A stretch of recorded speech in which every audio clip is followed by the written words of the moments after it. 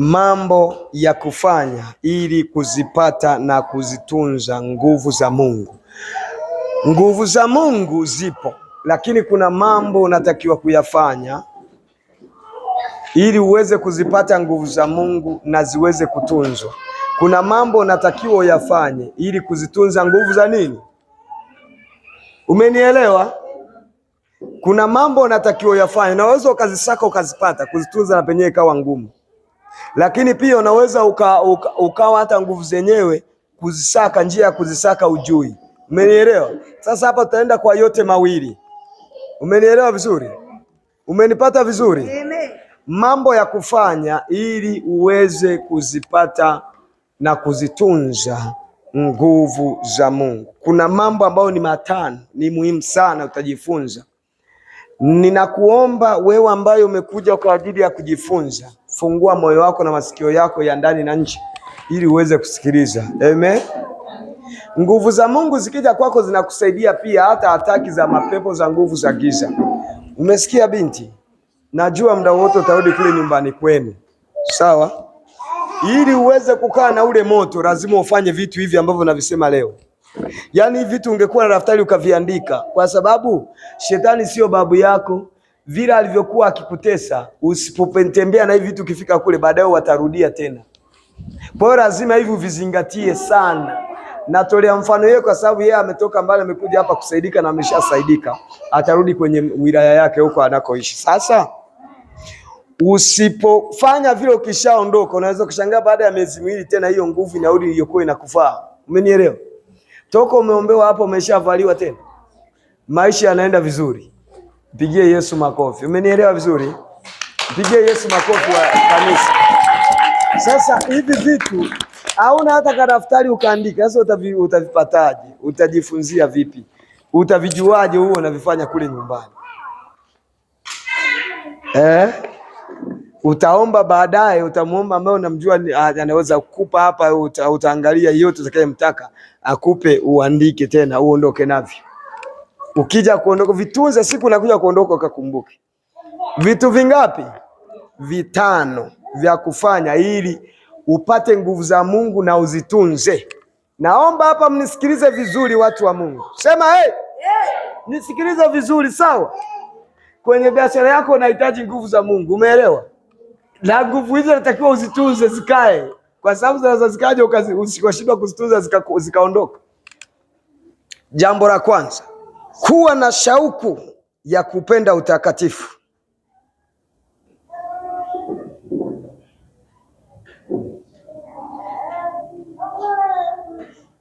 Na baada ya kuwa na shauku ya kupenda utakatifu, unaweza kaweka mkato pale chapu kwenye hicho andika mkato. Na penda sana kuishi maisha ya utakaso. Penda sana kuishi maisha ya utakaso. Haleluya. Haleluya. Unanisikiliza vizuri? Penda sana kuishi maisha ya nini? Ya utakaso. Tukizungumzia utakatifu, nikizungumzia maisha ya utakatifu, ni maisha yapi? Bwana Yesu asifiwe sana. Kwa ufupi sana, yani kwamba ni maisha yapi? Kuna mwingine anaweza kusema ni maisha ya kuchukia dhambi. Dhambi ndio kitu gani? Bado swali litakuwa pale pale. Dhambi ndio nini? Umenielewa vizuri? Umenielewa vizuri? Amen. Unaweza ukajiuliza dhambi ndio nini? Halo. Sasa kwa ufupi sana, kwa kitu ambacho kimekombeni vitu vyote, ukisikia naambia penda maisha ya utakatifu, manake penda kuchukia, yani amua uwe na shauku ndani yako ya kuchukia Mungu anachokichukia, upende Mungu anachokipenda. Ndio neno utakatifu. Narudia. Utakatifu kwa ufupi ni kupenda Mungu anachokipenda, ukachukia Mungu anachokichukia. Ndio umepoa mtakatifu kama yeye alivyo mtakatifu. Umeelewa? Kwa hiyo chochote unachojua Mungu anakichukia, ukikifanya umejitoa kwenye nafasi ya utakatifu. Narudia tena. Chochote kile unachojua Mungu anakichukia, kiwe jamii inakipenda, ndugu, baba, mume anakipenda, ila kwa sababu Mungu anakichukia, unapokifanya kile kitu, umejitoa kwenye nafasi ya utakatifu. Aidha unajua au hujui, hilo umeshajitoa kwenye nafasi ya utakatifu. Iwe ni wewe unakipenda mwenyewe, ni mke uko kwenye ndoa, mume wako anakipenda. Kuna watu mko kwenye ndoa, yawezekana waume zenu kuna vitu wanavipenda huko chumbani mnapokuwa vya siri, kuna mambo mengine mnayafanya ya hivyo. Mnaelewa vizuri? Sasa zile mifumo na zile staili zile Bwana afurahishi nazo, ila kwa sababu eti mume wako anapenda na wewe unakubaliana, mbele za Mungu umejitoa kwenye nafasi ya utakatifu. Watu wazima mtakuwa mmenielewa hapo, sema amina. Na chochote unachokifanya ambacho Mungu anakipenda na wewe ukakipenda, automatic umejiingiza kwenye nafasi ya utakatifu. Ukifanya kile ambacho ni Mungu anakipenda, automatic, yani hahitaji uweke tu wewe ujipangie kuingia, moja kwa moja huko kwenye nafasi ya utakatifu. Na unaweza ukawa unachokifanya kile ambacho kinamfurahisha Mungu, dunia haifurahii. Umenielewa? Yani kuna mtu na wewe umekutana nayo sana, umeambiwa sana, ulikuwa labda unajichubua ukaacha kujichubua kwa sababu Mungu hapendi watu wanaojichubua, ukashangaa watu wanakwambia yani umechukiza, yani ulivyokuwa na huyo ni adui, anatumia watu wakutie moyo kwenye uovu ili uachane na vya Mungu urudi vya shetani. Anajua nafsi yako itakuja kuangamia adui. Yani chochote kile unachokifanya kama kinamfurahisha Mungu, hata wengine wakikibeza, kama unajua ni mapenzi na kinamfurahisha Mungu, moyo wa Mungu unafurahi nikifanya hivi, fanya kwa bidii zote. Sema amina. Fanya kwa bidii zote. Huo ndo utakatifu. Nguvu ya Mungu haiwezi kukaa kwa mtu ambaye hana maisha ya utakaso. Kwa nini maisha ya utakaso? Tunaishi kwenye dunia iliyovamiwa. Umenielewa? Unaweza ukawa unaenda hapa barabarani, wewe ni binti, ukakutana na kijana kakushika mkono, kametokea wewe binti, wewe na ya wewe bwana, I say kakaanza maneno yake, kana kunajisi hapo. Sasa unapotoka na kabla ya maumu unaanza kujitakasa. Umeelewa? Kana kunajisi mkaka yote akianza kukushikashika mwili wako, hata kama sio hiari yako, tayari anatia unajisi ule mwili. Mmeelewa vizuri wa mabinti? Mmeelewa mama? Wadada wazuri, mmeelewa? Mtu ambaye sio mume wako akiwa nakushika mwili wako, tayari anakuchafua. Kwa hiyo umekutana na mtu hivyo, lazima utoke uende kwenye magoti, ujitakase upya, ili uwepo wa Mungu ambazo ndo nguvu zake ziendelee kutembea na wewe. Kama unahitaji nguvu za Mungu na mwili wako unaruhusu ushikeshike na kila mtu, hizo nguvu hazikai. Kaka unanisikiliza, inawezekana mwingine kwa njia ya mtandao, mwingine huko hapa.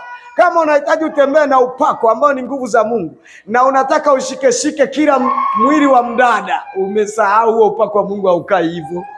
Na nikisema hizi nguvu sio tu za kufungua watu wenye mapepo, kukusaidia hata kwenye biashara yako, kukusaidia hata kwenye familia. Nguvu za Mungu pia zinakupa utajiri. Si kwamba yani kuna mtu nikisema nguvu za Mungu anawazia kuombea watu.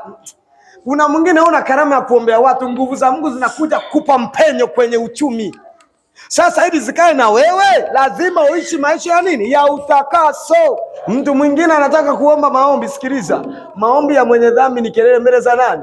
Za Mungu. Maombi ya mwenye dhambi ni kelele mbele za nini? Za Mungu. Sasa kuna mwingine kakumbuka huko, kesha ya vuruga, ana chuki moyoni, ana nini, anakuja mbele za Mungu kuomba. Hata hujaomba toba, hata hujajitakasa. Ni nani Mungu asikie maombi hayo? Ni nani?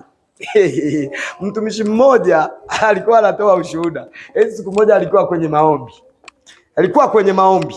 Sema wakati akiwa kwenye maombi, yule mtumishi anaendelea kuomba, naomba.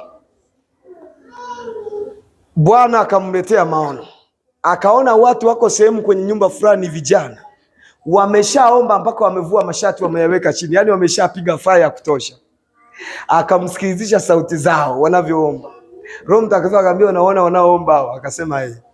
Akasema hata siyasikii maombi yao kabisa. Huyu mtumishi akashangaa akamuuliza, bwana, usikii maombi yana kuvua kote mashati jasho lote hili hujasikia? Akasema sisikii. Issue sio kuvua, issue sio kelele nyingi. Sawa, ni vizuri, lakini issue ya kusikia maombi, wanaomba ila wananuka dhambi, sisikii. Akatoka kwenye hayo maombi. Kumbe unawazokao unapiga yowe, hujajitakasa dhambi zako, maombi Mungu asikii. Na Biblia anasema kama maombi ya mwenye haki ni manukato. Si unanielewa? Oh my God. Penda maombi yako yawe perfume mbele za Mungu katika jina la Yesu Kristo. Kuna maombi ya mtu anakuwaga ni manukato. Yaani Mungu akitaka perfume, anaangalia mtu ambaye ni mtakatifu duniani anayeomba, anatamani ampulizie humu kwenye kwapa perfume, ampulizie humu, ampulizie humu. Yaani maombi yako yanapanda kama uvumba. Hujasoma katika kitabu cha Ufunuo kwamba akaona uvumba ukitoka chini, moshi unapanda. Akauliza malaika, moshi unatoka wapi? Malaika anamjibu Yohana kwenye kitabu cha Ufunuo kwamba ni maombi ya watakatifu ndio yanaenda kwenye kiti cha enzi. Yaani maombi yanapanda kama uvumba, harufu nzuri. Muulize ya kwako, maombi yanapanda kama harufu nzuri au ni dampo? Muulize ya kwako, ni harufu nzuri kwa Mungu au ni dampo? Usisubiri eti mpaka niwe kanisani ndo nijitakase. Yaani umeshavuruga mtaani, anzia hapo hapo kujitakasa. Usikubali uwepo wa Mungu ukaondoka. Yawezekana huko mtaani ndo Mungu anakuja kuchukua watu wake. Hicho kimekuwa kizuizi. Umenielewa vizuri? Msomaji wangu, fungua Joshua 3:5, andika. Joshua 3:5. Joshua 3:5. Joshua 3:5.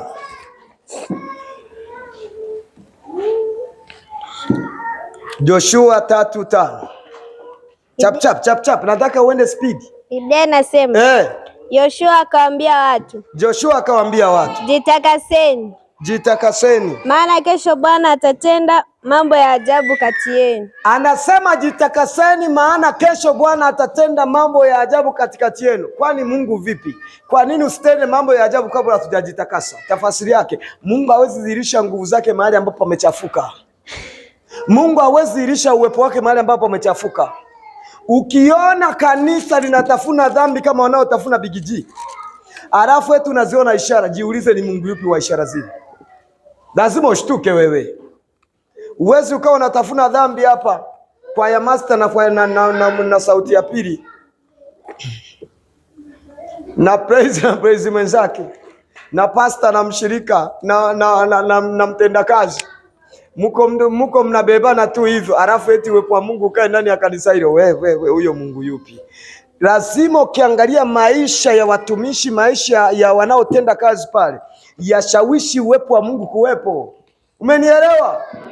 Umenipata vizuri, watu wa Mungu? Amen. Lazima yashawishi. Uwezi kuwa mtu unachafua hekalu la Mungu afu eti uwepo wa Mungu, nguvu za Mungu zitakuwa pamoja na wewe. Nikiziona hizo ishara kama za kimungu nitashtuka kwanza. Hizo nguvu nitashtuka, nani amekupa?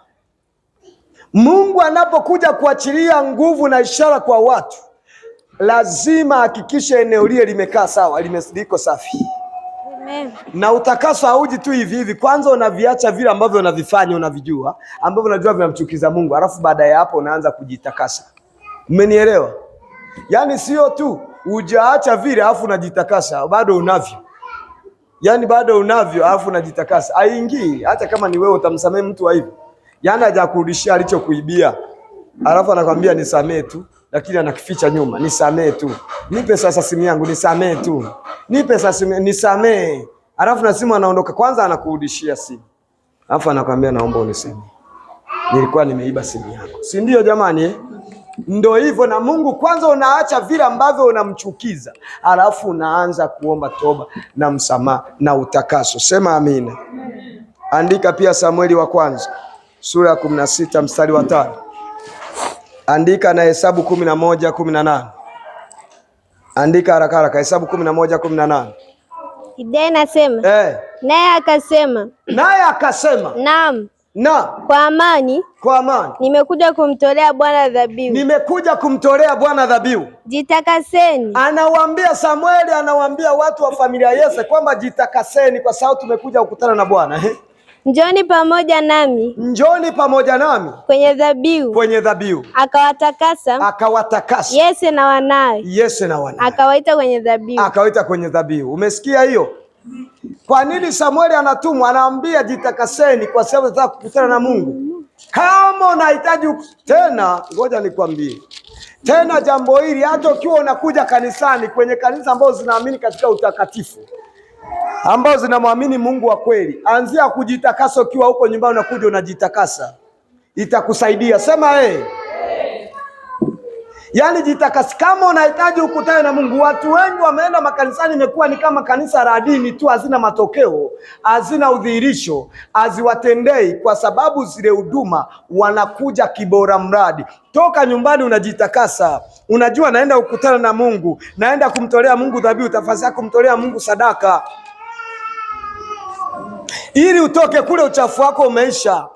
Zamani tulikuwa hatuna pa kujitakasa kipindi cha Agano la Kale. Sasa hivi tunayo damu ya Yesu. Toka kule unajitakasa, ili uje umejiandaa kwa ajili ya kukutana na nani? Na Bwana. Bwana Yesu asifiwe sana. Huwezi kutana na Bwana ukija ukiwa mchafu. Nikizungumzia uchafu hapa, sitazungumzia tu uchafu wa nguo yako, ila pamoja na uchafu wa nguo yako pia nao ni dhambi. Umenielewa? Ukitoka huko pia na kanguo kako uje umekafuata, kama una kamoja na nyie naye kafue kale uje nako vizuri. Sema amina. Unanielewa? Ndio, unatakiwa ufunge, labda unatakiwa kufunga kitambaa, ndio kanuni ya Mungu. Kama unaposali unanamka afunge kitambaa, lakini kitambaa chako sasa kiwe kitambaa kizuri, ukafunga kitambaa kapendeze. Sio tu na kurupua likitambaa umeliokota tu funguni mwa kitanda umeligonga hivi ukalitia kichwani. Sio hivyo. Si kama mnanielewa. Unajua watu wanadhania tukiwa mtakatifu, yaani kuna watu wanafanya utakatifu onekane ni mgumu, kwamba ukiwa mtakatifu uwe mchafu, yaani unuke vumbi ndio wewe umeokoka. Yaani eti ukipita unanuka vumbi mtaani umeokoka. Wewe huo ni ushamba, kuna urokole wa hivyo. Kuna watu wanafanyaga hivyo. Unamuona, unakaona kamkaka kamekoka, lakini kananuka majasho. Kanafanyaje? Eti ameshikia Biblia. Eti mimi kunawa sinawagi hata kuoga. Mimi namjua Yesu tu. Yesu ndo anakuambia ukae hivyo mchafu. Yeye alituambia hata tukifunga tuoge, tujipake mafuta. Haleluya. Kwa taarifa yako, hata na maradhi unapolala kama ni machafu, kuna uwezekano wa kutokwenda mbinguni. Na huku mimi nakwambia wewe, acha kuwa unafua mashuka yako yafua mara moja kwa miaka 3. Unalala hivyo hivyo. Kwanza sikiliza, kuna ndoa zingine zinavunjika kwa sababu ya maradhi. Biblia inasemaje kwenye Wagalatia sura ya 5 mstari wa 19? Matendo ya mwili ni ya uchawi, uasherati, uchafu. Sio uchafu wa roho, matendo ya mwili.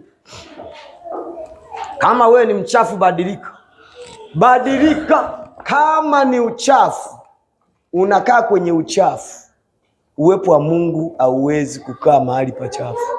Na huu tena nakwambia uchafu tena na wa kimwili na wa kiroho na nafsi, na wa kimwili kabisa. Kama wewe nyumba yako imezungukwa na kinyesi cha watoto, kuna wakati mwingine Mungu anachukia hivyo vitu. Nyie hamuelewi. Alimwambia Musa kama watu watakapojisaidia kile kinyesi wakifunike, ndio watakuwa kwenye matuo yao. Sasa wewe anamwambia wajifunike, kwani Mungu anasema kwenye matuo yao alipokuwa wanaelekea Kanaani. Umeelewa Wewe ambaye watoto wanakunya hapo, wanakunya hapo, wanakunya hapo, wanakunya hapo, wanakunya hapo. Halafu mnapita mnaruka tu. Acha hizo wewe. Kama unahitaji kutembea na nguvu za Mungu anazo, uwezi tembea na nguvu za Mungu kabla hujaamua mwenyewe kukataa uovu. Kukataa nini? Uovu. Umenielewa? Maana yake kukataa uovu ndio kile nilichokuambia kwamba kuamua kuishi maisha matakatifu. Nguvu za Mungu hazitakaa na wewe kabla hujaamua kukataa uovu. Kuna watu, ngoja nikwambie, kuna watu wanatamani nguvu za Mungu ziwatendee kazi, ziwasaidie kwenye maisha yao, ziwasaidie kwenye biashara yao, ziwasaidie kwenye ndoa zao. Wanatamani kabisa, hata na wewe mwenyewe unatamani nguvu za Mungu zikusaidie, si ndio? Wanatamani kabisa, ila wao hawako tayari kuzipinga nguvu za uovu. Umenielewa? Yaani ili utembee na nguvu za Mungu mpaka uwe tayari kwanza kupinga nguvu za uovu. Maanake nguvu za uovu ndio zile zinaitwa nguvu za giza. Umenielewa? Nguvu za giza ndio zinamtendesha watu dhambi. Kama hujawa tayari kuzikataa nguvu za uovu, usitegemee utatamani kutembea na nguvu za Mungu. Usitegemee kwamba nguvu za Mungu zitatembea na wewe mpaka uwe tayari kuzikataa. Na kwa nini mpaka uwe tayari kuzikataa? Anayeondoa zile nguvu ya uovu juu yako sio wewe, ila wewe Mungu anataka akute utayari wako kwamba uzipendi. Nisikilize hapa. Sikize vizuri. Mungu sio dikteta. Mungu akija kuondoa kitu kwa mtu anataka yule mwenye kile kitu chachomtesa awe tayari akitaki. Kama kile kitu hujaamua kukikataa, Mungu hawezi kuja kukiondoa kama hujakikataa. Yaani ukiona usuda, ukiona chuki, ukiona takataka zote, makoroko yote unayotumia, wewe bado unayapenda. Yaani bado unayapenda kuyatumia. Mungu hawezi kulazimisha kuyaondoa wakati wewe mwenyewe unayapenda. Ili nguvu ya uovu iweze kuondolewa kwako na Bwana. Sema ili nguvu ya uovu iweze kuondolewa kwako na Bwana, mpaka wewe ambaye ile nguvu unayo inakutesa uichukie. Ufanyeje? Uichukie nguvu ya nini? Ukiichukia umefungua mlango wa Mungu kukusaidia.